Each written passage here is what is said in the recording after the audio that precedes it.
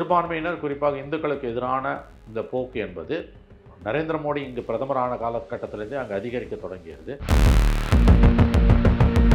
ஷேக் ஹசீனா எப்படின்னு பார்த்தீங்கன்னா ஊழலில் மூழ்கி முத்தெடுத்த ஒரு சர்வாதிகாரி.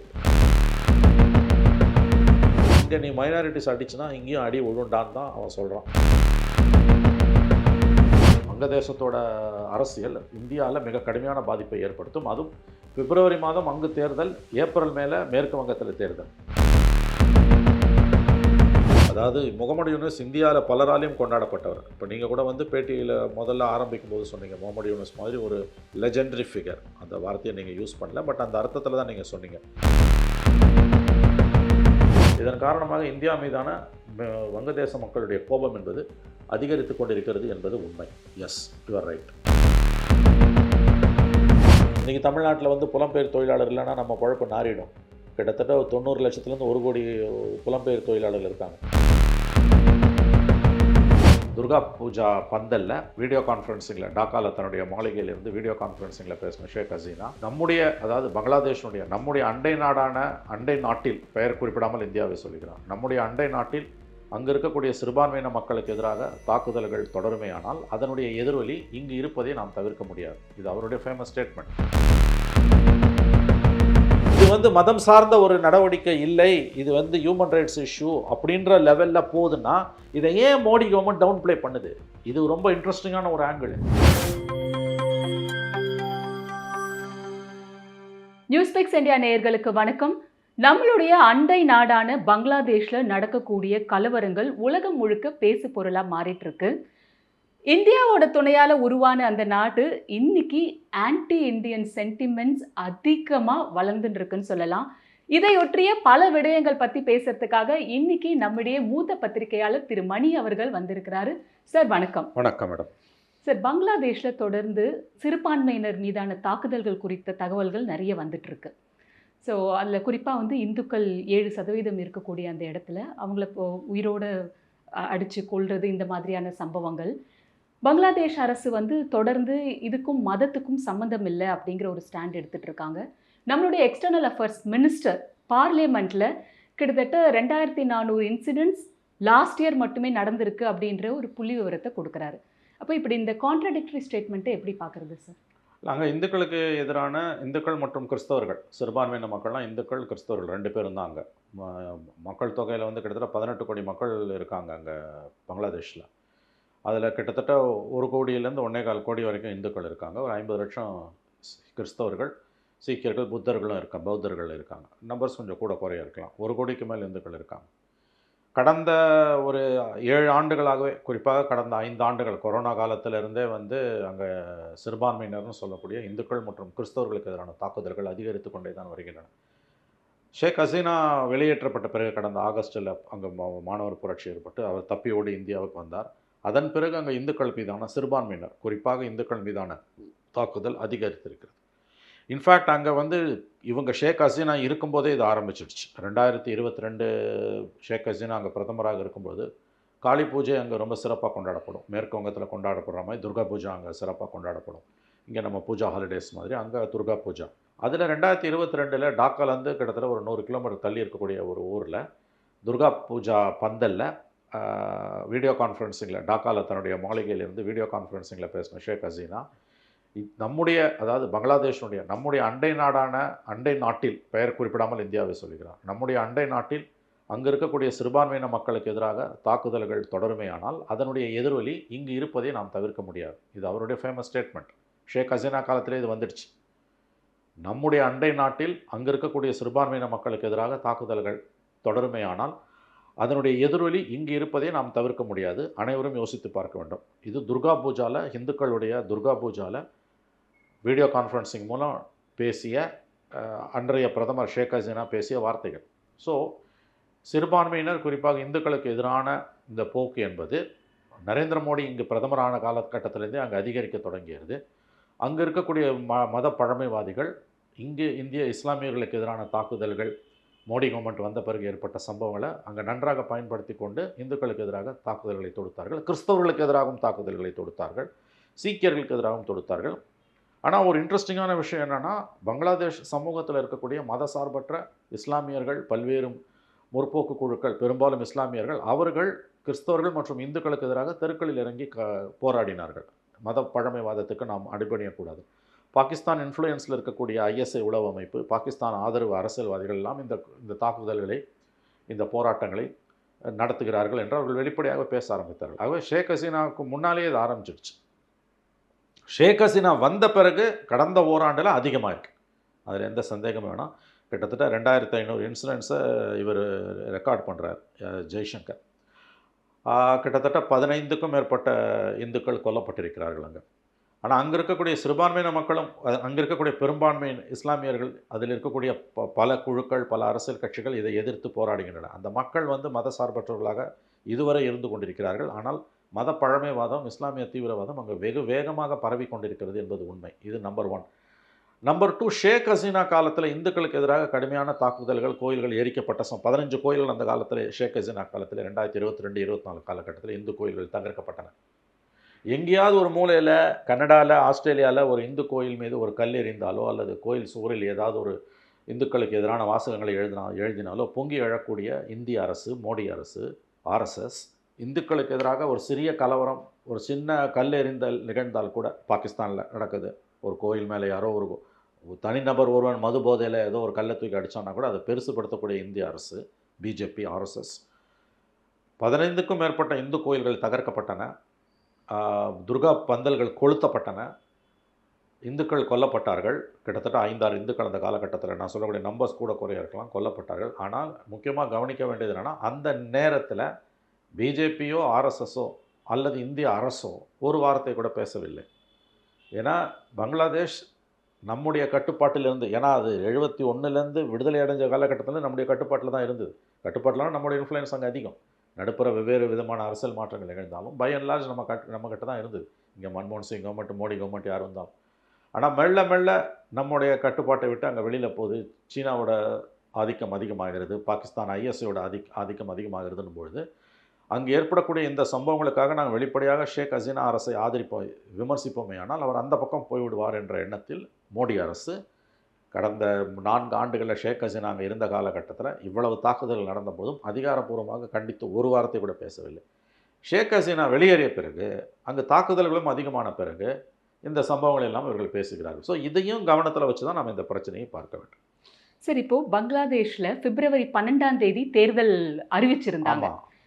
இப்போ இருக்கக்கூடிய நிலைமையில் ஸ்டூடெண்ட் லீடராக எமர்ஜ் ஆன ஒருத்தர், அவர் ஒஸ்மான் ஹட்டி கொல்லப்பட்டார். அதுக்கு காரணம் இந்தியா தான் அப்படிங்கிற மாதிரியான ஒரு பரப்புரை அங்கே நடந்துட்டு இருந்தது.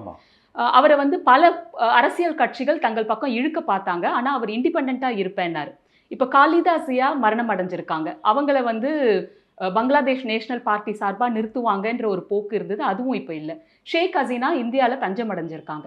இப்போ அரசியல் சூழல் ரொம்ப மோசமாக இருக்குது பங்களாதேஷில். அதே மாதிரி முகமது யூனஸ் அவர் ஒரு காலத்தில் நாமெல்லாம் அன்னார்ந்து பார்த்த ஒரு நபராக அவர் இருந்தார். கிராமீன் பேங்க்கில் அவர் பண்ணது அண்ட் மைக்ரோ கிரெடிட் சிஸ்டமில் அவருடைய சாதனைகள். ஆனால் இப்போ அவர் வந்ததுக்கப்புறம் அரசியல் வேறு திசையில் திருப்பிட்டு இருக்காரா? இப்படி பல குழப்பங்களை பங்களாதேஷ் அரசியல் இருக்கும் பொழுது எந்த பார்ட்டி அங்கே வரும்? இதோட தாக்கம் இந்தியாவில் எப்படி இருக்கும்? 2 கேள்வி. ஒன்று, யார் அங்கே வருவா, அதனுடைய தாக்கம் இந்தியாவில் என்ன இருக்கும்? முதல் கேள்விக்கு பதில் இல்லை, என்கிட்ட இல்லை, யாருக்கிட்டையுமே பதில் இல்லைன்னு தான் நான் நினைக்கிறேன். Maybe I'm wrong. யார் ஜெயிக்க போகிறான்னு தெரியல. காலிதா ஜியாவோட மகன் அங்கே வந்திருக்காரு. காலிதா ஜியா இந்தியாவோட நட்புறவில் இருந்தவர் தான். ஷேக் ஹசீனா, காலிதா ஜியா 2 பேகம்ஸ்னுவாங்க. அவங்க 2 பேருமே இந்தியாவோட நட்பில் இருந்த தலைவர்கள் தான். பிஎன்பி பார்ட்டின்றது பங்களாதேஷ் நேஷனலிஸ்ட் பார்ட்டின்னு நினைக்கிறேன். அவர்கள் இப்போ ஷேக் ஹசீனாவுக்கு போட்டியாக ஆரம்பிக்கப்பட்ட ஒரு கட்சி என்று நினைக்கிறேன். அவங்களுடைய கணவர், காலிதா ஜியாவுடைய கணவர் இப்போ இராணுவ தளபதியாக இருந்து புரட்சி செய்து அன்றைய பிரதமரை கவுத்துட்டு தான் அவர் ஆட்சிக்கு வந்தார். 78, 79, 81 மே 30ஆம் தேதி இன்றைய காலிதா ஜியாவுடைய கணவர் ஜியாவுர் ரஹ்மான் ஜெனரல் எர்ஷாத் என்ற இராணுவ தளபதியால் சுட்டுக் கொல்லப்பட்டு ஆட்சியை கைப்பற்றினார். ஸோ 81லேருந்து 90 வரைக்கும் அங்கே எர்ஷாத் தலைமையில் தான் ஆட்சி இருந்தது. அதற்கு பிறகு காலிதா ஜியா வராங்க. இராணுவ தளபதியோட மனைவியாக இருந்தாலும் அவங்க இராணுவத்தை வைக்க வேண்டிய இடத்துல வச்சாங்க, ஜனநாயகத்துக்கான குரல்களை கொடுத்தாங்க. ஸோ ஷேக் ஹசீனா, காலிதா ஜியா 2 பேருமே இராணுவத்தை பேரக்ஸ்லேயே அடக்கி ஜனநாயக ரீதியாக தான் நம்ம நாட்டை ஆளணும், இராணுவத்துக்கு வந்து ரோல் கொடுக்கக்கூடாதுன்ற ஒரு எண்ணத்தில் தான் அவங்க செயல்பட்டுக்கிட்டு இருந்தாங்க. இப்போ காளிதாஸ் ஜியாவுடைய மகன் கிட்டத்தட்ட 17, 18 ஆண்டுகள் வந்து இங்கிலாந்தில் இருந்துட்டு இப்போ திரும்பி வருகிறார். காளிதாஸ் ஜியாக்கும் ஷேக் ஹசீனா பதவியில் இருந்த அந்த 2010, 24 ஆண்டு காலத்தில் பெரிய மோதல் ஏற்பட்டு ஷேக் ஹசீனா மீது காளிதாஸ் ஜியா மீது ஊழல் வழக்குகள் போடப்பட்டு கிட்டத்தட்ட 17 ஆண்டுகள் என்னமோ அவருக்கு தண்டனை எல்லாம் விதிக்கப்பட்டது. அப்போ 10 ஆண்டுகள். அதன் பிறகு அவருக்கு ஷேக் ஹசீனா ஆட்சி காலத்தில் வெளிநாட்டுக்கு வந்து சிகிச்சைக்காக போக வேண்டும் என்று 17 முறை வேண்டுகோள் விடுத்தும் ஷேக் ஹசீனா அதை நிராகரித்தார். ஷேக் ஹசீனா ஒரு கொடுங்கோலியாகத்தான் அங்கே ஆண்டார். ஊழல் தலைவிரித்து ஆடியது, ஜனநாயக பாதைகளை எல்லாம் அடைத்தார். காளிதாஸ் ஜியா உடல்நலம் குன்றி மறைந்தே போனார், இறந்தே போனார். அவருடைய மகன் இன்றைக்கு அங்கே திரும்பி வந்திருக்கிறார். அவர் பாகிஸ்தானுக்கு நெருக்கமானவராக இருந்தாலும் இந்தியாவுடனும் நட்பை பேண விரும்பக்கூடிய ஒரு சக்தி தான் அவர், காளிதாஸ் ஜியாவுடைய மகன். யார் ஜெயிப்பா என்னன்றது நம்ம இப்போ உறுதியாக சொல்ல முடியல. அந்த தேர்தலே நடக்குமா இல்லை 6 மாதங்கள் தள்ளி போகுமா என்ற ஒரு உறுதியாக இருக்குது. அவருடைய வருகையை கொண்டாடுறாங்கல்ல சார், ஆமாம், பெரிய அளவில் மக்கள் கொண்டாடுறாங்க, அதில் சந்தேகமே இல்லை. ஏன்னு கேட்டிங்கன்னா அங்கே ஒரு பொலிட்டிக்கல் வேக்யூம் டெவலப் ஆகிட்டு இருக்கு. அதுதான் ரொம்ப ஆபத்தானது. ஷேக் ஹசீனாவும் இல்லை, காளிதாஸ் ஜியாவும் இல்லைன்னா அது ரொம்ப ஆபத்தான போக்கு. இவர்கள் எவ்வளவுதான் வந்து குற்றச்சாட்டுகளுக்கு உள்ளாகி ஊழல் வழக்கில் ஒருவர் தண்டிக்கப்பட்டிருந்தாலும் புதிதாக வந்திருக்கக்கூடிய மாணவர் அமைப்புகள் அல்லது இராணுவத்துக்கு அங்கே பெரிய ரோல் உருவாகிட்டு இருக்கு. இது ரெண்டுமே ஆபத்தானது. ஏன்னா பாகிஸ்தானோட இன்ஃப்ளூயன்ஸ், ஐஎஸ்ஐயோட இன்ஃப்ளூயன்ஸ் மிகப்பெரிய அளவில் அங்கே வளர்ந்து கொண்டிருக்கிறது. ஷேக் முஜிபுர் ரஹ்மான், வங்கபந்து, வங்கதேசத்தின் தந்தையாக கருதப்படக்கூடிய ஷேக் முஜிபுர் ரஹ்மானுடைய எல்லாவித அடையாளங்களும் அங்கே அழிக்கப்படுகின்றன. ஆகவே இந்த பின்புலத்தில் பார்க்கும்போது ஐதர் ஷேக் ஹசீனா ஆர் காளிதாஸ் ஜியாவோட கட்சி அங்கே ஆட்சிக்கு வருவது பங்களாதேஷுக்கும் நல்லது, இந்தியாவுக்கும் அது நல்லது என்று பொதுவாக பார்க்கப்படுகிறது. ஷேக் ஹசீனா பார்ட்டியை பேன் பண்ணிட்டாங்க. ஷேக் ஹசீனாவுக்கு மரண தண்டனை விதிக்கப்பட்டதை காளிதாஸ் ஜியாவோட கட்சி வரவேற்று இருக்கிறது. ஆகவே இந்த பேக்ரவுண்டில் தான் அங்கே வந்து இப்போ தேர்தல் பிப்ரவரி 12ஆம் தேதி நடக்க இருக்கிறது. தேர்தல் முதல்ல நடக்குமா அல்லது தள்ளி போகுமா என்பது நம்பர் 1 கொஸ்டின். நம்பர் 2, யார் ஜெயிப்பான்னு கேட்டிங்கன்னா, என்ன பர்சனலாக கேட்டிங்கன்னா எனக்கு எந்த ஐடியாவும் இல்லை. எனக்கு தெரியல யார் ஜெயிக்க போகிறா என்னன்றது தெரியல. ஒரு குழப்பம் தான் அங்கே நிலவுது. ஐஎஸ்ஐ உடைய இஸ்லாமிய தீவிரவாதிகளோட இன்ஃப்ளூயன்ஸ் ரொம்ப அதிகமாக அங்கே வளர்ந்துக்கிட்டு இருக்கு. அதுக்கு எதிராக வங்கதேச மக்கள் மிக கடுமையாக போராடிட்டு இருக்காங்க. ஏன்னா அதில் இருக்கக்கூடிய பெரும்பான்மையானவர்கள் வந்து ஒரு மதசார்பற்ற அரசு தான் அங்கே அமையணும்னு விரும்புகிறாங்க. ஒரு இஸ்லாமிக் ஸ்டேட் அமைவதை வந்து அவர்கள் வந்து கண்டிப்பாக அங்கே விரும்பவில்லை. அங்கே வந்து ஜனநாயகத்துக்கான குரல் வந்து ரொம்ப அதிகமாகவே எழுந்து கொண்டிருக்கிறது. இந்துக்களுக்கு கிறிஸ்தவர்களுக்கும் எதிரான தாக்குதல்களில், குறிப்பாக இந்துக்களுக்கு எதிரான தாக்குதல்களில், அங்கே இருக்கக்கூடிய சிறுபான்மையினரான இந்துக்களுக்கு எதிரான தாக்குதலில் அதை எதிர்த்து கடுமையாக போராடக்கூடிய வங்கதேசத்தில் இருக்கக்கூடிய இஸ்லாமியர்கள், அந்த இஸ்லாமிய குழுக்கள் அதிகம். ஆனால் அவங்களோட ரோல் வந்து இப்போ ஐஎஸ்ஐ இன்ஃப்ளூயன்ஸால், பாகிஸ்தான் இராணுவத்தோட இன்ஃப்ளூயன்ஸால் மெல்ல மெல்ல குறைக்கப்பட்டு கொண்டே வருகிறது, நசுக்கப்பட்டு கொண்டு வருகிறது. ஸோ யார் வெற்றி பெறுவான்னு கேட்டிங்கன்னா பதில் கடினம், என்னிடம் இல்லை. யார்கிட்ட இருக்கும்னு எனக்கு தெரியல, பலரிடமும் இல்லை என்பதுதான் என்னுடைய அவதானிப்பு. நம்பர் 1. நம்பர் 2, என்ன பாதிப்புன்னு கேட்டிங்கன்னா அது அருமையான கேள்வி. என்ன நடந்தாலும் இங்கே பாதிப்பு இருக்கும். வங்கதேசத்தோட அரசியல் இந்தியாவில் மிக கடுமையான பாதிப்பை ஏற்படுத்தும். அதுவும் பிப்ரவரி மாதம் அங்கு தேர்தல், ஏப்ரல் மேலே மேற்கு வங்கத்தில் தேர்தல். வெஸ்ட் பெங்காலில் பங்களாதேஷ்லேருந்து வந்த கிட்டத்தட்ட 1 கோடிக்கும் மேற்பட்ட அகதிகள் இருக்காங்க. 50 வருஷத்துக்கு முன்னாலே ஓடி வந்தவங்க. அஸ்ஸாமில், பெங்காலில் எல்லாம், குறிப்பாக வெஸ்ட் பெங்காலெல்லாம். பங்களாதேஷில் இந்துக்கள் மீதான தாக்குதல் தொடருமே ஆனால், அல்லது பெரிய அளவில் மேலும் வெடிக்குமே ஆனால், அதனுடைய பாதிப்பு மேற்கு வங்கத்தில், அதுவும் தேர்தல் களத்தில் இருப்பது நாம் எதிர்பார்க்கக்கூடிய ஒன்றாகத்தான் இருக்கும். ஏன்னு கேட்டிங்கன்னா வந்து கிட்டத்தட்ட வந்து 27% மேல் முஸ்லீம்கள் இருக்கக்கூடிய ஒரு மாநிலமாக மேற்கு வங்கம் இருந்து கொண்டிருக்கிறது. அங்கிருந்து வரக்கூடிய அகதிகள் நிறைய பேர் வருகிறார்கள். அங்கே இருக்கக்கூடிய இப்போ சமீபத்தில் பார்த்தீங்கன்னா நீங்கள் வந்து பங்களாதேஷ்லேருந்து இருக்கக்கூடிய ஒரு குழு என்று நினைக்கிறேன், அவர்கள் என்ன சொல்லுகிறார்கள், பங்களாதேஷில் இருக்கக்கூடிய ஒரு குழு அல்லது மேற்கு வங்கத்தில் இருக்கக்கூடிய ஒரு அமைப்பு, ஹிந்து அமைப்பு என்று நினைக்கிறேன், அவர்கள் ரொம்ப சுவாரஸ்யமான இன்ட்ரெஸ்டிங்கான ஒரு டிமாண்ட் வைக்கிறாங்க. இந்திய வங்கதேச எல்லையை, மேற்கு வங்கத்துக்கும் நமக்கும் அந்த எல்லை இருக்கு இல்லையா, பங்களாதேஷ், இந்திய வங்கதேச எல்லையை வங்கதேசத்து இந்துக்களுக்காக திறந்து விடுங்கள்ன்றாங்க. அது எப்படி முடியும் உங்களுக்கு? ஹிந்துஸ், முஸ்லீம்ஸ்னு எப்படி நீங்கள் ஐடென்டிஃபை பண்ணுவீங்க? இது எதுக்கு நான் உங்களுக்கு சொல்ல வரேன்னா, மேற்கு வங்கத்தில் தேர்தல்கள் ஏப்ரல், மே மாதம், நம்மளோட சேர்ந்து தான் அவங்களுக்கு எலெக்ஷன். தமிழ்நாடு, வெஸ்ட் பெங்கால், அஸ்ஸாம், கேரளா, பாண்டிச்சேரி எல்லாம். ஸோ உங்கள் கொஸ்டின் வந்து வெஸ்ட் பெங்காலில், பங்களாதேஷில் யார் ஜெயிப்பா, பங்களாதேஷில் நடப்பது இந்தியாவில் என்ன பாதிப்பை ஏற்படுத்தும்? கண்டிப்பாக பாதிப்பை ஏற்படுத்தும். இந்தியா மிகவும் கவலைப்படக்கூடிய ஒரு விஷயம் இன்றைக்கி பங்களாதேஷில் நடந்து கொண்டிருக்கக்கூடிய விவகாரங்கள். கிட்டத்தட்ட ஒரு 3 வாரங்களுக்கு முன்பு சசி தரூர் தலைமையிலான ஒரு ஃபாரின் எக்ஸ்பர்ட்ஸ் கொண்ட ஒரு கமிட்டி, ஒரு குழு என்று நினைக்கிறேன், அவர்கள் கொடுத்த ஒரு ஜாயின்ட் ஸ்டேட்மெண்ட்டில் கூட்டறிக்கையில் வந்து இந்தியாவினுடைய மிகப்பெரிய வெளியுறவு கொள்கை சவாலாக இன்று உருவெடுத்திருப்பது, ஆர் ஃபார் தட் மேட்டர் சுதந்திர இந்திய வரலாறுலேயே மிகப்பெரிய சவாலாக உருவெடுத்திருப்பது இன்றைக்கு வங்கதேசத்தில், பங்களாதேஷில் ஏற்பட்டிருக்கக்கூடிய நிலைமை என்று சொல்லியிருக்கிறார்கள். ஏனெனில் அங்கு தாக்கப்படக்கூடிய இந்துக்களுடைய எண்ணிக்கை அதிகமானால், இன்னும் நிலைமை மோசமானால் அதனுடைய பாதிப்பு இந்தியாவில் இருப்பது என்பது தவிர்க்க முடியாதது. ஏன்னா இங்கே இருக்கக்கூடிய பெரும்பான்மை மதம் சார்ந்த ஒரு அரசியல் அதை நன்றாக தன்னை வளர்த்து கொள்வதற்கு அதில் குளிர் காய்ந்து கொண்டு எல்லா விதமான அட்டூழியங்களையும் செய்யும். அதுவும் தேர்தல் காலத்தில் சொல்லவே தேவையில்லை அவர்கள் எந்த எல்லைக்கும் போவார்கள் என்பதற்கு. சரி, இப்போ ஷேக் ஹசீனாவை இயக்கியது இந்தியா தான் அப்படிங்கிற ஒரு பெரிய குற்றச்சாட்டு பங்களாதேஷில் இருந்தது. அவங்க இங்கே தஞ்சம் அடைஞ்சு வந்ததுக்கப்புறம் நாமளும் அவங்கள ஒரு டிப்ளமேட்டிக் ட்ரெடிஷ்னல் ஃபாரின் பாலிசி காரணமாக அவங்களுக்கு இங்கே அடைக்கலம் கொடுத்துருக்கோம். அதுக்கான விலை வந்து நமக்கு அதிகமாக இருக்கோ? நல்ல கேள்வி, அருமையான கேள்வி. ஏன்னா அவங்க என்ன சொல்கிறாங்க, இப்போ அங்கே இருக்கக்கூடிய ஒரு நீதிமன்றம் அவங்களுக்கு ஊழல் வழக்குலேயும் மனித உள்ளத்துக்கு எதிரான குற்றங்கள், துப்பாக்கி சூடு நடத்தி போராட்டக்காரர்களை கொலை செய்தார், எல்லா வழக்குகளையும் அவங்களுக்கு மரண தண்டனையும் வேறு சில வழக்குகளில் 20 ஆண்டுகள் தண்டனையும் அபராதங்களும் விதித்திருக்காங்க. ஆனால் ஷேக் ஹசீனாவோட பார்ட்டியும் அங்கே வேறு சில மனித உரிமை ஆர்வலர்களும் அந்த நீதிமன்ற ப்ராசஸ் என்பது வந்து நடைமுறை என்பது இயற்கை நீதிக்கு அப்பாற்பட்டதாக, அதாவது குற்றம் சாட்டப்பட்டவருக்கு போதிய வாய்ப்புகளை கொடுக்காமல் தான் அந்த ஜுடிஷியல் ப்ராசஸ் நடந்தது. அதனால் வந்து இந்த தீர்ப்பை ஏற்றுக்கொள்ள முடியாதுன்னு சொல்லுது. வங்கதேசத்திலேருந்து கிட்டத்தட்ட 2-3 முறை அவர் முகமது யூனிஸ் உள்ளிட்டவர்களே வந்து தலைமை நிர்வாகி இந்தியாவிடம் அவரை ஒப்படையுங்கள், ஷேக் ஹசீனாவை ஒப்படைங்கள்ன்றாங்க. இந்தியா கண்டிப்பாக ஒப்படைக்காது. ஏன்னா ஒப்படைச்சானா அவன் தூக்கில் போட்டுருவான். ஆனால் வங்கதேசத்துக்குள்ள, நல்ல கேள்வி நீங்கள் கேட்டது, வங்கதேசத்துக்குள்ளே இந்தியாவுக்கு எதிரான ஒரு கடுமையான ஒரு போக்கு ஒரு தரப்பினரிடம் நிலவி வருகிறது, அது உண்மை. அந்த போக்கு, இந்தியாவுக்கு எதிரான அந்த கோபம், ஷேக் ஹசீனா உடைய தீர்ப்புக்கு பிறகு அவரை இந்தியா நாடு கடத்தாமல் இருப்பது இந்தியாவுக்கு எதிரான உணர்வலைகளை மேலும் மேலும் மேலும் ஊக்குவித்து கொண்டிருக்கிறது. இது பெரிய அளவில் அங்கே வெடிக்க ஆரம்பித்திருக்கிறது. ஸோ இது எப்படின்னு கேட்டிங்கன்னா, இந்தியாவுக்கு எதிரான அந்த ஒரு கோபம், இந்தியாவுக்கு எதிரான வெறுப்பு, இந்தியாவுக்கு எதிரான ஒரு ஆத்திரம் பங்களாதேஷில் இந்த கிட்டத்தட்ட போன ஆகஸ்ட்டில் அவங்க வந்தாங்க. கிட்டத்தட்ட 1.25 ஆண்டுகள் ஆகுது. 2-3 மாதங்களுக்கு முன்பு அவருக்கு மரண தண்டனை விதிக்கப்பட்டது. இந்தியாவுக்கு திருப்பி எங்களிடம் அவரை ஒப்படைத்து விடுங்கள் என்று சொன்ன பிறகு இந்தியா அதை கண்டுகொள்ளவில்லை. இதன் காரணமாக இந்தியா மீதான வங்கதேச மக்களுடைய கோபம் என்பது அதிகரித்து கொண்டிருக்கிறது என்பது உண்மை.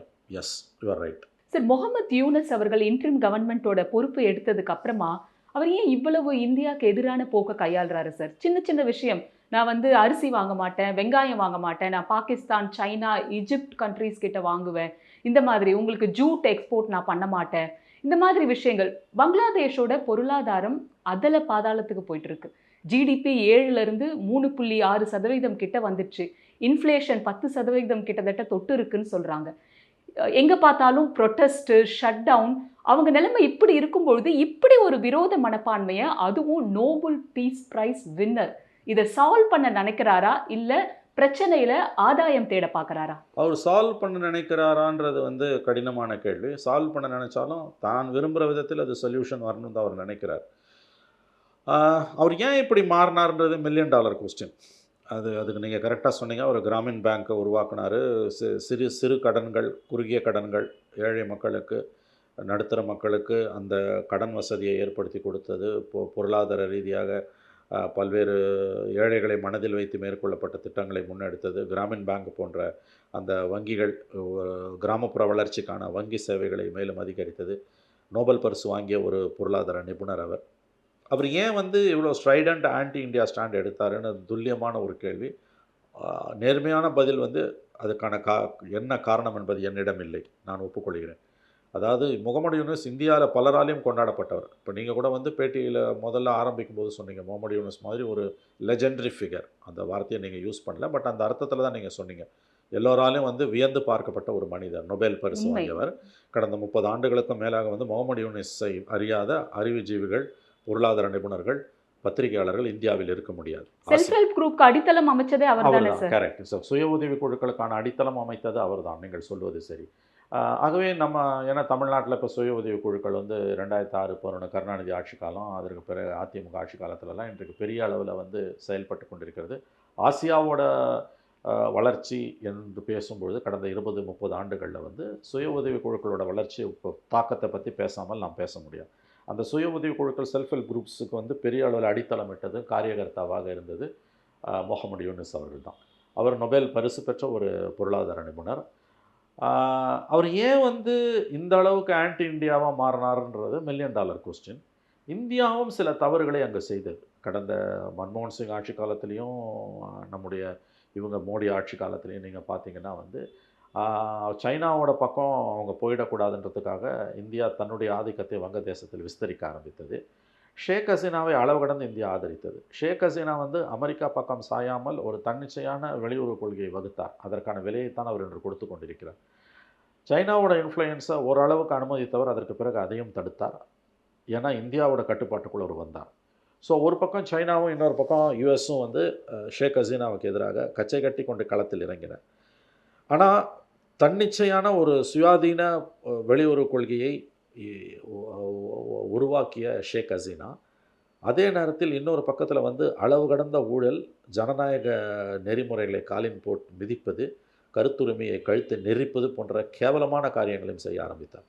அதாவது ஆன்டி யுஎஸ் அண்ட் ப்ரோ இந்தியாவாக இருந்தார். அதே நேரத்தில் உள்நாட்டு கொள்கையில் கரப்ஷனும் ஜனநாயக பண்புகளை மதிக்காத மீடியாவை ஸ்க்ரஷ் பண்ணுறது. அவருடைய ஆட்சி காலத்தில் மிகப்பெரிய அளவில் பத்திரிகை சுதந்திரம் ஒடுக்கப்பட்டது. பத்திரிகையாளர்கள் கொல்லப்பட்டார்கள். பத்திரிகை அலுவலகங்கள் சீல் வைக்கப்பட்டன. தன்னை எதிர்த்து பேசுபவர்கள் எல்லாம் அவர் சிறையில் அடைத்தார். கொடுங்கோலியாகத்தான் மாறினார் ஷேக் ஹசீனா. ஆன்டி யூஎஸாகவும் இருந்தார். பங்களாதேஷுக்கான சுயாதீன கொள்கையை வகுத்தார். எப்பயுமே நீங்கள் ஆன்டி யூஎஸ் எடுத்துகிட்டு உள்ளூரில் இந்த மாதிரியான விஷயங்களை செஞ்சிங்கன்னா அதற்கான விலைகளை கொடுக்க வேண்டியிருக்கும். அது யாராக இருந்தாலுமே, நீ நேர்மையாக இருந்தாலும் கொடுப்பேன், நேர்மையாக இல்லைனாலும் கொடுப்பேன். ஃபிடல் காஸ்ட்ரோவாக இருந்தாலும் அதான், இந்திரா காந்தியாக இருந்தாலும் அதான், ஷேக் ஹசீனாவாக இருந்தாலும் அதான். ஒரு முக்கியமான அந்த கடல் பிராந்தியத்தில் ஒரு இப்போ வங்கதேசத்துக்கு சொந்தமான ஒரு இடத்துல வந்து அமெரிக்கா தளம் அமைக்க விரும்பிய பொழுது அதற்கு அவர் கடலோர பகுதி என்று நினைக்கிறேன் அதற்கு அனுமதி மறுத்தார். அதிலிருந்தே அவர் வந்து அமெரிக்காவோட கொடுங்கண்களுக்கு ஒரு டார்கெட்டாக மாறி போனார். ஸோ ஒரு பக்கம் ஆன்டி யூஎஸ், ஒரு பக்கம் வந்து ஆன்டி சைனீஸாகவும் மாறுறாரு. ஆனால் இன்னொரு பக்கம் வந்து உள்நாட்டு கொள்கையில் the most corrupt and most dictatorial. ஒரு பக்கம் ஊழல், இன்னொரு பக்கம் எதிர்ப்பவர்களை எல்லாம் பத்திரிகைகளை ஒடுக்குவது, கருத்து சுதந்திரத்தை நெரிப்பது, பத்திரிகை அலுவலகங்களை சீல் வைப்பது, பத்திரிகையாளர்களை கொல்லுவது, பத்திரிகை அலுவலகங்களை தீயிட்டு எரிப்பது, எதிர்க்கட்சி தலைவர்களை வரமுறை இல்லாமல் சிறையில் பிடித்து போடுவது. இப்போ காளிதாசியா வந்து மருத்துவ சிகிச்சைக்காக வெளிநாடு போக அனுமதி கேட்கும்போது 17 முறை அவர் அனுமதி கேட்டிருக்கிறார். அவர் அனுமதியை கொடுக்காம கடைசியில் வந்து ஆட்சி மாற்றம் ஏற்பட்டு யூனிஸ் வந்த பிறகு சமீபத்தில் லண்டன் போயிட்டு வந்தார். அதுக்குள்ளே காலம் கடந்து விட்டது, அவர் இறந்தே போனார். அவர் இறந்த பிறகு நேற்று உத்தமசீலி போல் அறிக்கை வெளியிடுகிறார் ஷேக் ஹசீனா. அவர் வந்து ஜனநாயகத்துக்காக பாடுபட்டார்.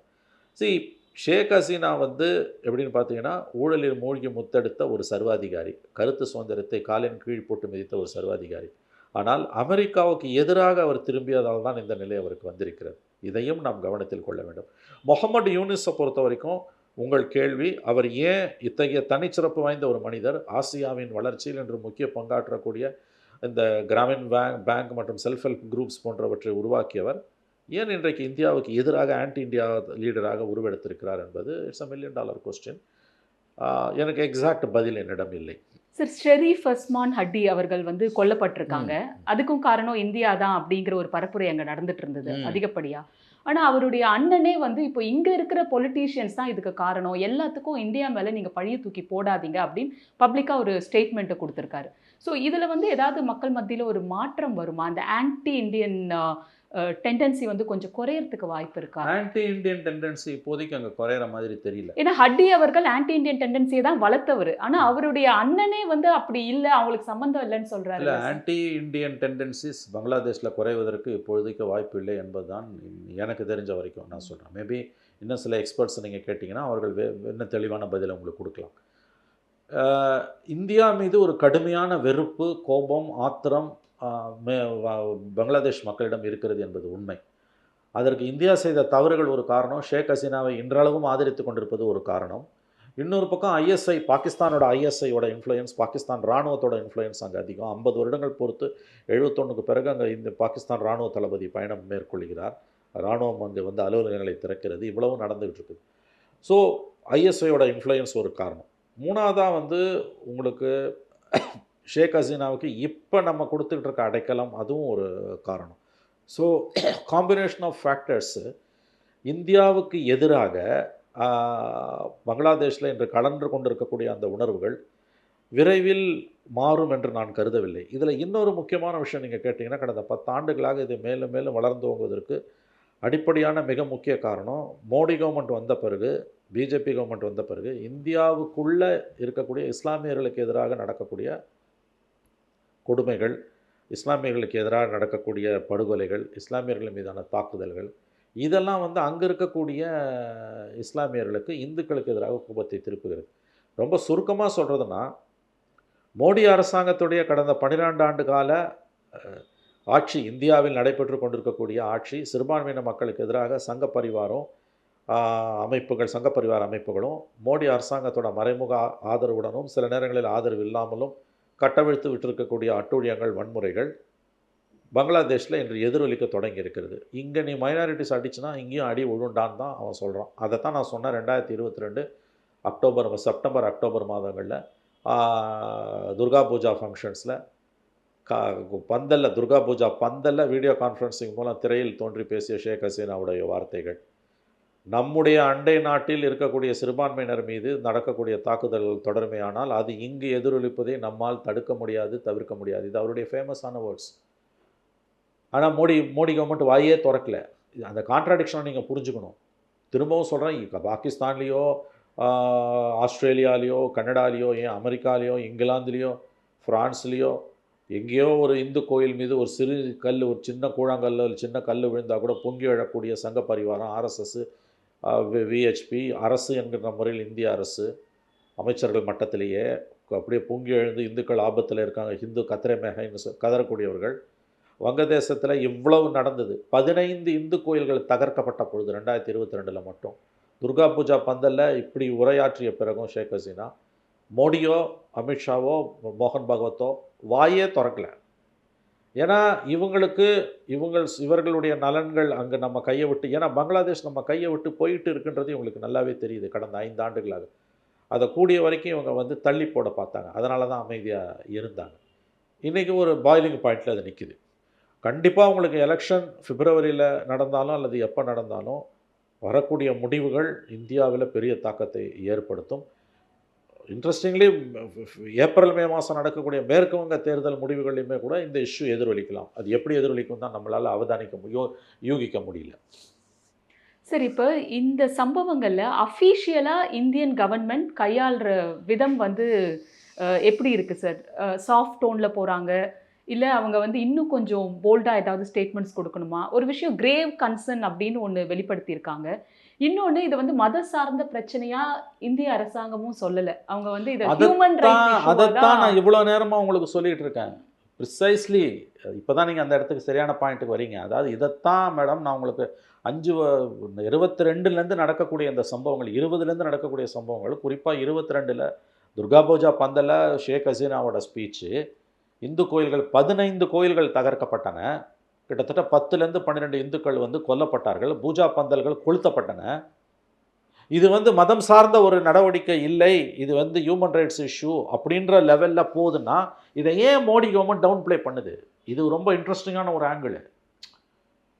ஒன்று, முகமது யூனிஸ் மாதிரியான ஒரு செக்யுலர் பர்சன், ஒரு பெரிய பொருளாதார நிபுணர், அவர் ஏன் வந்து ஆன்டி இந்தியாவாக மாறுறாரு?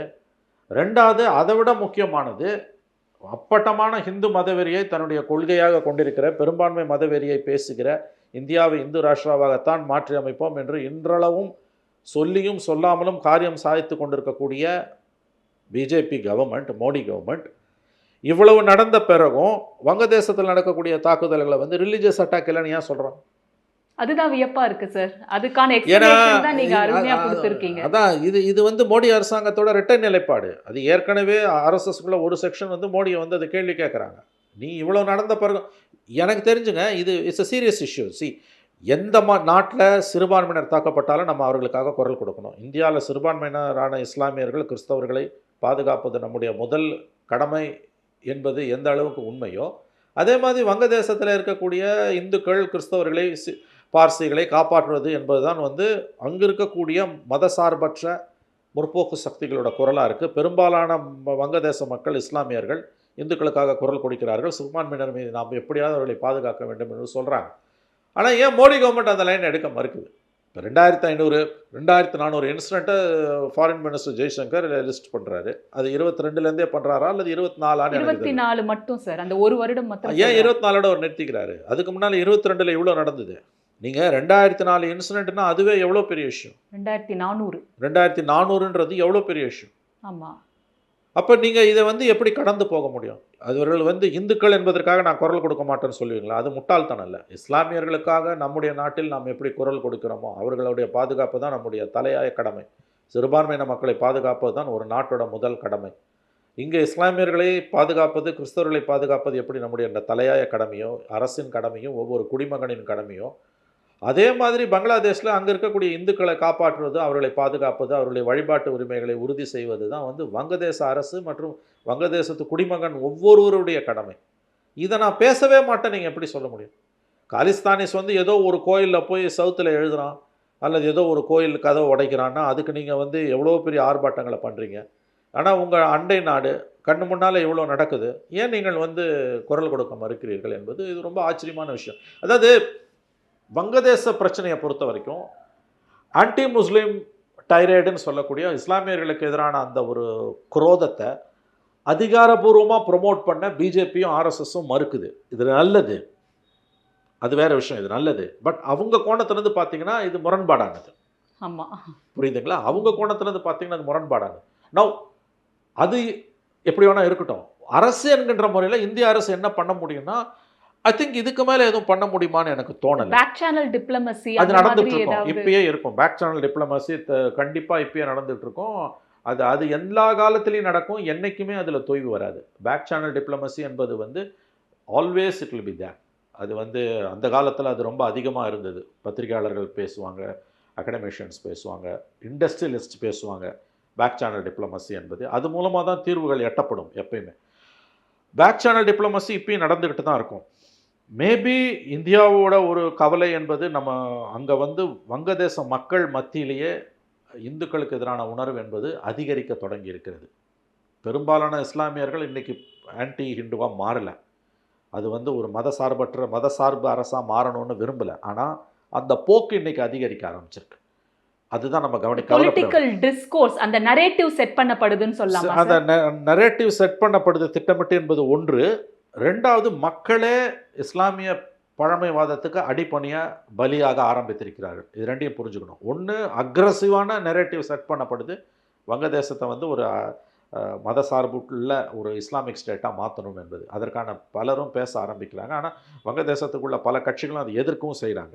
ஆனால் அந்த நெரேட்டிவ் செட் பண்ணுறதுல ISI backed, Pakistan backed influencers அவங்கெல்லாம் பெரிய அளவில் ஒர்க் பண்ணிக்கிட்டு இருக்காங்க. அதே நேரத்தில் வங்கதேச மக்கள் மத்தியிலும் இதை தான் நீங்கள் ரொம்ப கவலைப்படணும். வங்க மக்கள் இஸ்லாமியர்கள் மத்தியில் 18 கோடி மக்கள், கிட்டத்தட்ட மைனாரிட்டிஸ் எல்லாம் போச்சுன்னா ஒரு 16 17 கோடி மக்கள், அவர்கள் மத்தியில் இஸ்லாமிய பழமைவாதத்திற்கு மீதான அந்த ஒரு காதல், அதன் மீதான ஒரு ஈர்ப்பு அதிகரிக்க தொடங்கி இருக்குது. இது ரொம்ப ஆபத்தானது. இதை எப்படி அந்த ஆட்சியாளர்கள் கவுண்டர் பண்ண போகிறாங்க? ஏன்னா அங்கே இருக்கக்கூடிய பெரும்பாலான அரசியல் கட்சிகள் என்னமோ மத சார்புள்ளவர்களாக மாறலை. அப்படி இருக்கும்போது அவங்க தான் நமக்கு அங்கே இருக்கக்கூடிய துருப்பு சீட்டு. நாம் அவர்களை பகைத்து கொள்வதன் மூலமாக அங்கே இருக்கக்கூடிய மக்களை இஸ்லாமிய பழமைவாதத்துக்கு நாம் தள்ளுவோமே. ஆனால் அங்கே இருக்கக்கூடிய சிறுபான்மையினர், இந்துக்கள், கிறிஸ்தவர்களை காப்பாற்றுவது என்பது இயலானதாக மாறிப்போகும்.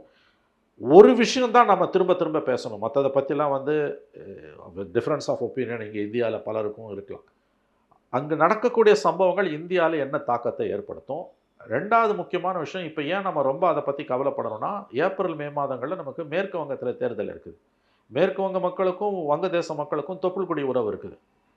ஆகவே வங்கதேசத்து அப்புறம் மேற்கு வங்கத்தில் கிட்டத்தட்ட 27% மேலே முஸ்லிம்ஸ் பாப்புலேஷன் இருக்குது. இந்த 3-4 விஷயங்களை கவனத்தில் கொண்டு நாம் பார்ப்போமே. ஆனால் வங்கதேசத்தில் ஏற்படக்கூடிய அந்த அரசியல், அதனுடைய போக்கு என்பது கண்டிப்பாக இந்தியாவில் பெருந்தாக்கத்தை ஏற்படுத்துவதை யாராலும் அவதானிக்க முடியாது. யாராலையும் யாராலையும் அதை அசஸும் பண்ண முடியல. இப்பொழுதைக்கு யூகிக்க முடியல எந்த திசையில் அது போகும். சரி, இறுதியாக ஒரு கேள்வி. திரிபுராவை சேர்ந்த ஏஞ்சல் சக்மா அப்படிங்கிற ஒரு இளைஞர் அடித்து கொல்லப்பட்டார். ஆமா ஆமா சாகறதுக்கு முன்னாடி வந்து அவரு நான் இந்தியன் தான், உங்களுக்கு நான் எந்த ப்ரூஃபை காட்டணும் அப்படின்ற வார்த்தைகள் வந்து நமக்குள்ள அப்படி ஒரு கலக்கத்தை உண்டு பண்ணுது. இங்கேயுமே வந்து ரேஷியல் டிஸ்கிரிமினேஷன், அதாவது சிங்கின்னு சொல்றது, மோமோன்னு சொல்றது, சைனீஸ்னு சொல்றது, இந்த இன்சிடென்ட் சைமல்டேனியஸாக இங்கே நடந்திருக்கு.